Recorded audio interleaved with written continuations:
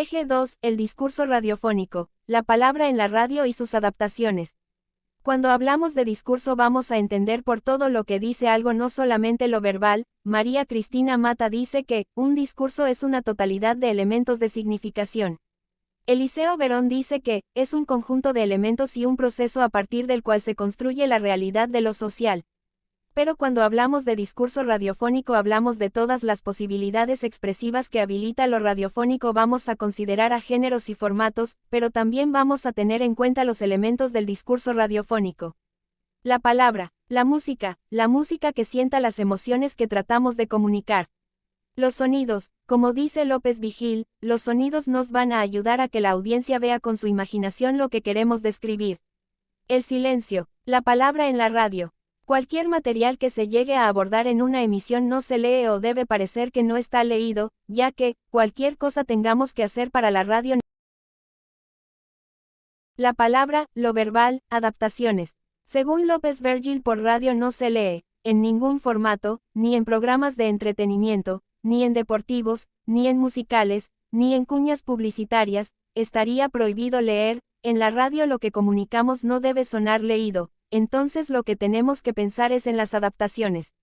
El lenguaje escrito generalmente tiene un pensamiento más complejo, se usan frases extensas, evitamos las repeticiones y muchas veces se usan palabras difíciles. En cambio, en el lenguaje hablado repetimos palabras, titubeamos, las inversiones de verbos y predicados también forman parte de ese lenguaje, utilizamos onomatopeyas, hablamos con idas y vueltas entre otras cosas. El asunto es que nadie escribe como habla y nadie habla como escribe. Para ejemplo, sirve un refrán: en un texto escrito podemos leer la ausencia absoluta de percepción visual torna insensible el órgano cardíaco, pero eso mismo en el lenguaje hablado sería algo así como ojos que no ven, corazón que no siente. Cuando producimos para un programa de radio y queremos compartir información, habitualmente buscamos información escrita, entonces para la radio esa información escrita necesita adaptarse. Tenemos que trabajar en esa información porque esas palabras, ese texto que alguien pensó para un diario, para una revista o para un portal de internet tiene que volver a ser pensado, pero ahora para su versión sonora. A eso vamos a llamar adaptación. Lo mejor sería contar la información sin leerla, pero se olvidan de muchos detalles importantes que queremos contar o bien podemos desordenarnos. Entonces se debe trabajar para escribir y para leer como si estuviéramos conversando. Punto. Recomendaciones para adaptar el texto escrito. Según José López Vergil, pensar a quién le estoy hablando y ubicarnos en el contexto cultural del programa o podcast. ¿A quién hablo? ¿Dónde está? ¿Quiénes son? ¿Cómo hablan? ¿Qué sabe la audiencia del tema? ¿Qué posición política, ideológica tiene? ¿Son jóvenes, adultos o niños? Evitar la inflación de palabras y buscar sencillez y claridad. Tenemos que eliminar la pedantería, y buscar un relato ordenado, correcto y con un lenguaje accesible a la audiencia prefigurada. Para esto López Vigil diferencia tres tipos de lenguaje. Lenguaje activo, palabras que la gente usa en su día a día, en la calle, en la familia, en la escuela, en su vida cotidiana. Lenguaje pasivo, palabras que la gente entiende, pero que no usa frecuentemente. Lenguaje técnico o erudito, dominante, palabras que la gente no usa y tampoco entiende. En la radio tenemos que optar por el lenguaje activo, el que las personas entienden, y si usamos el lenguaje pasivo apelar a las aclaraciones que sean necesarias. Términos técnicos, encontrar la idea central, título, intención, enfoque y expresarla en pocas palabras. Repetir y explicar de nuevo, utilizar comparaciones, hay que ablandar las palabras y las redundancias. Evitar los párrafos largos, usar frases cortas, no más de 20 palabras por oración y quizás menos, evitando el uso de oraciones subordinadas, son las que emplean distintas ideas y se alejan de la idea central. Reemplazar palabras densas y de textos escrito, reemplazar lo técnico por lo cotidiano, lenguaje activo. Por ejemplo, en el lenguaje periodístico es habitual decir siniestro en vez de accidente o decir nosocomio en vez de hospital. Cuando digo palabras del texto escrito, es decir, aquellas que están pensadas para la lectura, por ejemplo, lo antedicho, dicha persona, como vemos en estas páginas, sirven para el texto escrito pero no para hablar, no para contar una historia o un relato. Apelar a la redundancia, repetir palabras para remarcar cierta importancia, es mejor evitar sinónimos. En la radio no podemos volver a escuchar algo que no entendemos. Parafraseo. Explicar pero con otras palabras para buscar la claridad. Por ejemplo, cuando tenemos que explicar algo que es complejo, utilizando comparaciones, asociaciones, metáforas y todos los recursos necesarios para que quede clara la idea.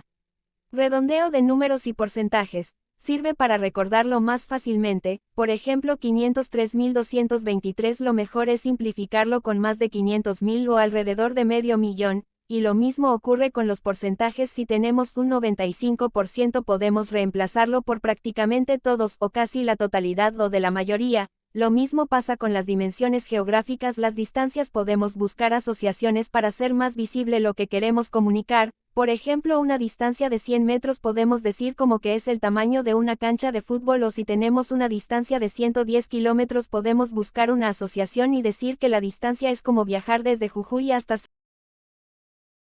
Usar palabras concretas. Crear imágenes auditivas mediante una descripción detallada. Por ejemplo, si en la información que estoy contando necesito decir que a la comunidad X le faltan los servicios básicos, la frase es correcta, pero puedo reemplazar la idea de servicios básicos y decir que a la comunidad X le falta agua, luz y caminos. De esta manera simplificamos la idea y hago más sencilla la interpretación. Traducir la moneda extranjera al equivalente nacional hace más clara la información. Aclarar las siglas evita que el oyente se pierda en la información. Es necesario repetirlas al igual que los nombres, como por ejemplo OMS, G7, ONU.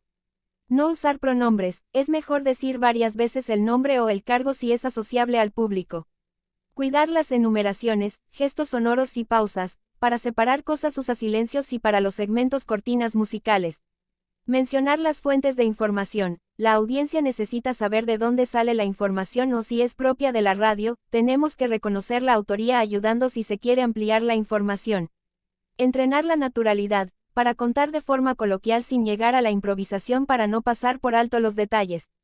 Redondear al final. Recuperar las ideas centrales y pensar en la audiencia que no escuchó la información desde el principio. Las malas palabras no contribuyen a un problema moral, ni de buenos o malos modales. Varían de un lugar a otro y del formato, si se permite o no emplearlas. Recursos para hablar con más gracia. Expresiones regionales, imágenes, traducir conceptos abstractos, comparaciones, refranes, expresión enunciativa, interrogativa, apelativa, etc. Cuando trabajamos en las adaptaciones tenemos que entrenar la naturalidad. La idea es alcanzar un tono coloquial, un tono fresco. Tenemos que tratar de olvidarnos que tenemos delante a un micrófono para que la audiencia también olvide que estamos hablando ante un micrófono. ¿Cómo lograr un tono dinámico? Simplemente practicando, jugar con la voz, subir los tonos, bajarlos, cambiar el ritmo de vez en cuando estamos hablando, apresurar las frases si son necesarias o hacerlas más lentas en otros casos, enfatizar algunas palabras importantes y buscar las pausas. La palabra en la radio, lenguaje inclusivo. Lenguaje inclusivo. Ignacio López Vigil al final del capítulo 3 aborda el lenguaje sexista y cómo la masculinización del español se manifiesta en textos escolares, literatura, historia e incluso en el diccionario de la Real Academia Española. Señala que este diccionario incluye 67 acepciones para la palabra hombre, fr, las cuales 37 son positivas, 23 neutras y 7 defradantes. En cambio, mujer, tiene solo 12 acepciones, 2 favorables, 1 neutra y 9 degradantes. López Vigil destaca cómo algunos términos comunes tienen significados diferentes según el género. Por ejemplo, zorra es un espadachín justiciero, pero zorra es una prostituta. Perro es el mejor amigo del hombre, pero perra también se refiere a una prostituta. Esta diferencia se repite con términos como aventurero y aventura, callejero y callejora. El lenguaje no solo refleja sino que refuerza prejuicios y relaciones de desigualdad de género. Al no cuestionar estos usos perpetuamos estas desigualdades. Las palabras construyen nuestra relación con el mundo y pueden excluir a otras personas. Por ello el autor defiende un uso más inclusivo del lenguaje que reconozca la diversidad sin depender del masculino como norma. Si el mundo es tan diverso, ¿cómo podríamos tratar de brindar un trato respetuoso a todos a través de producciones?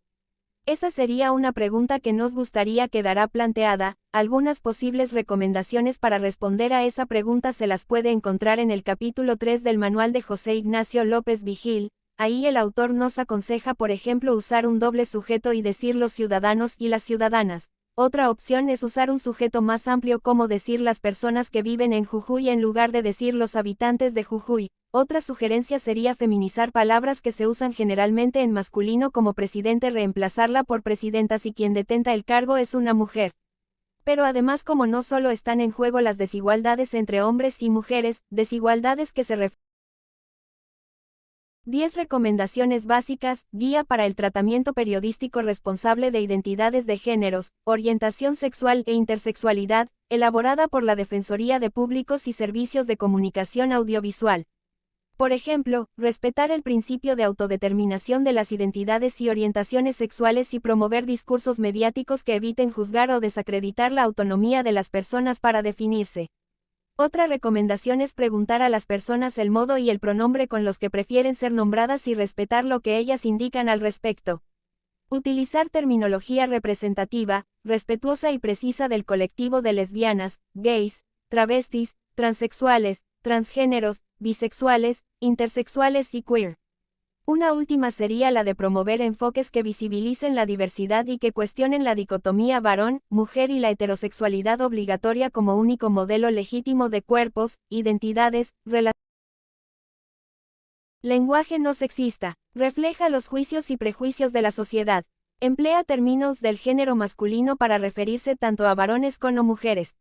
Sugerencias para democratizar nuestro lenguaje. Uso del doble sujeto. Ejemplo: las ciudadanas y los ciudadanos tienen derecho a votar.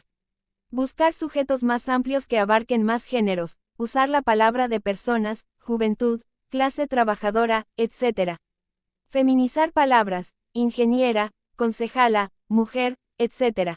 Equilibrar ejemplos. En el curso hay puneños, peruanas, colombianos, chilenas, etc.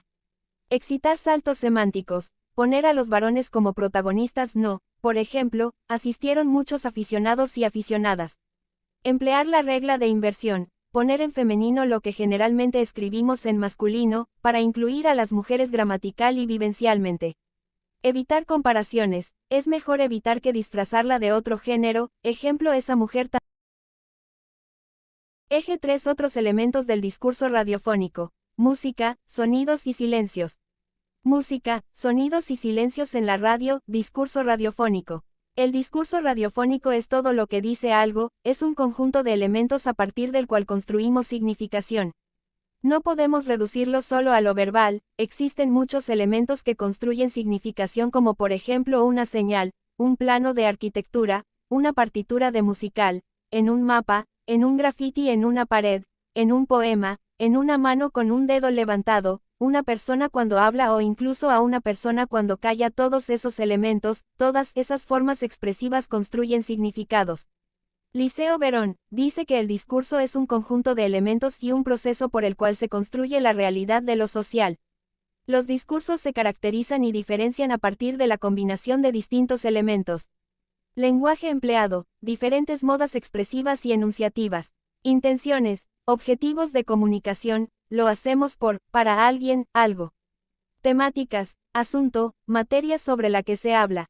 Enfoque o encuadre, aspectos particulares que van a tener los discursos, se privilegian teniendo en cuenta el posicionamiento, lugar, de enunciación, cantidad de tiempo, etc. Existen distintos tipos de discursos: políticos, religiosos, científicos, periodísticos, mediáticos. ¿De qué hablamos cuando hablamos de discurso radiofónico? El discurso radiofónico es el flujo portador de significación a través de elementos sonoros capaces de construir imágenes acústicas. María Mata dice que todo lo que se emite a través de una radio plantea como diferencia hacia los otros discursos el medio por el cual se comunica, la radio.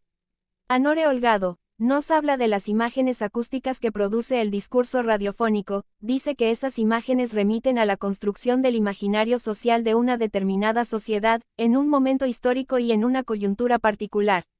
La radio se está transformando, pero hay algo que la caracteriza, el lenguaje radiofónico, y algo que la define: la expresividad radiofónica se vincula exclusivamente con lo sonoro. Cada elemento sonoro articulado con otro produce un sentido, esos mismos elementos combinados de otra manera producen un sentido distinto. El lenguaje radiofónico cuenta con 4 componentes. Círculo relleno la palabra, círculo relleno la música, círculo relleno los sonidos, círculo relleno el silencio. La palabra, sin ir más lejos la voz humana. La palabra informa, permite explicar, dialogamos, podemos describir cosas, contar historias. López Vigil dice que la palabra humana es la principal portadora de mensajes, permite construir sentidos y es aquella que se dirige a la razón. La palabra dentro del discurso radiofónico puede informar, permite explicar, dialogar, también podemos describir cosas, escenarios, contar historias. La palabra suele ser la protagonista, mientras que el resto de los elementos, sonidos, música y silencios, suelen ser complementarios. También con la palabra, alterando nuestro tono de voz, la velocidad, el ritmo, los volúmenes, podemos construir distintos sentidos, podemos cargar de emoción, crear imágenes en la mente, generar ideas. Kaplan dice que hay otros recursos técnicos para tratar la voz, distintos efectos especiales, filtros, modulaciones, voz telefónica, eco, voz por parlante, desvanecimiento, etc. La música, presente en todas las radios, Kaplan define sus funciones. Gramatical, se usan fragmentos de música para separar secciones, bloques o parte de un texto, o para pasar de un tema a otro. También se puede utilizar como signo de puntuación a determinados fragmentos para marcar un punto y aparte. Expresiva, emotiva, la música utilizada para comentar lo escuchado, para anclar cierto sentido.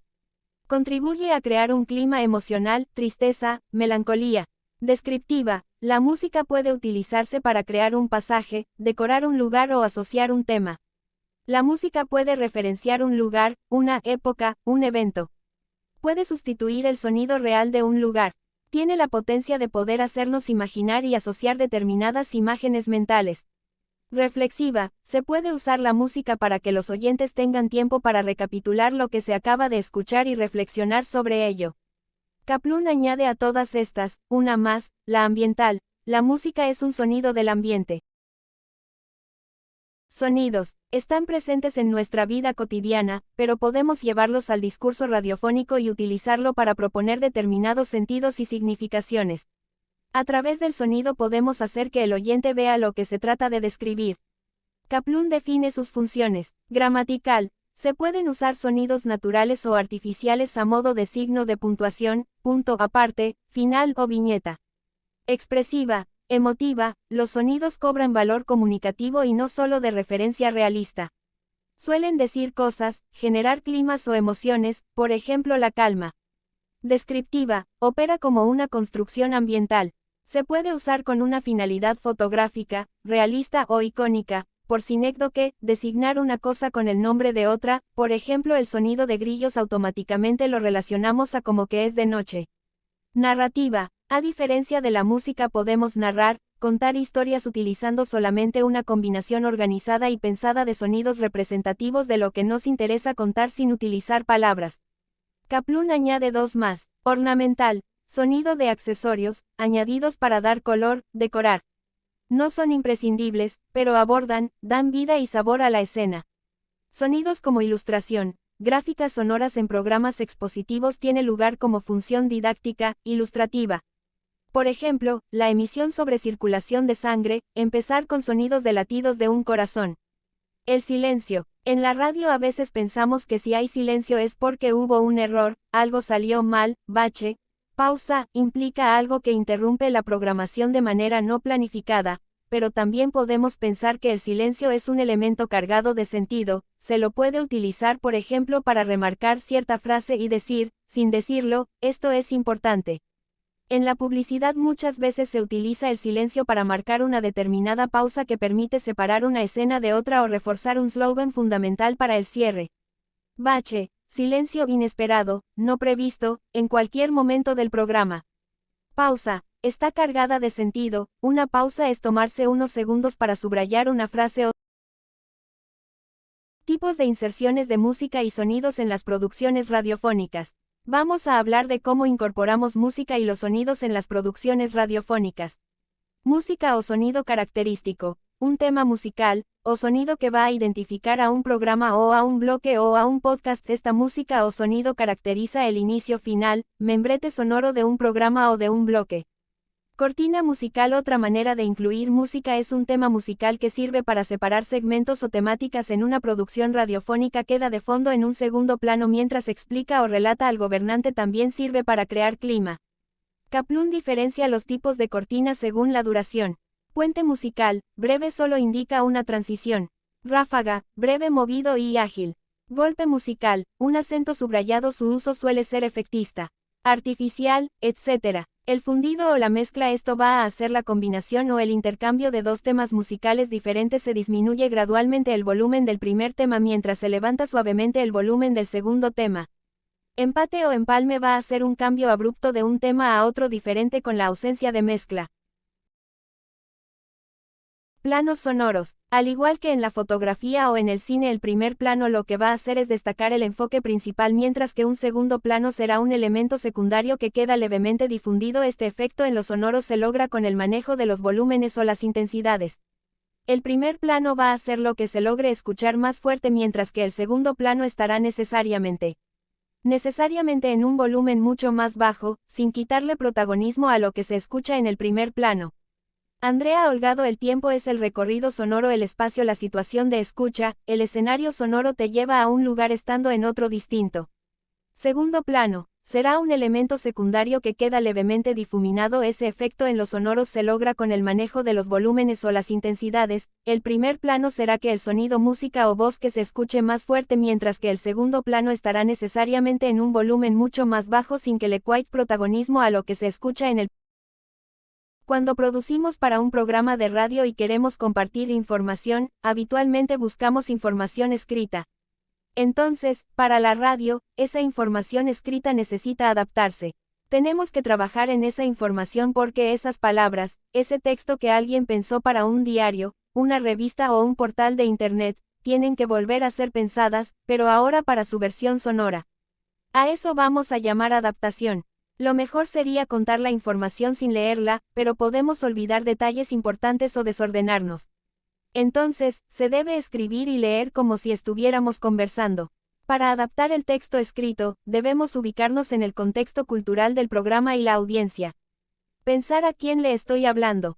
Es necesario eliminar la pedantería al hablar, evitar la inflación de palabras, buscar la claridad y la sencillez en un relato ordenado, gramaticalmente correcto pero accesible a la mayoría de las personas que nos están escuchando. El lenguaje radiofónico debe optar por el lenguaje activo, el que las personas entienden, y si usamos el lenguaje pasivo, apelar a las aclaraciones necesarias. Los términos técnicos deben ser explicados, comparados y adaptados. No basta con explicarlos una vez, es mejor repetir, explicar de nuevo y utilizar comparaciones, ya que en la radio no se toma nota. Es recomendable evitar los párrafos largos y usar frases cortas, no más de 20 palabras por oración.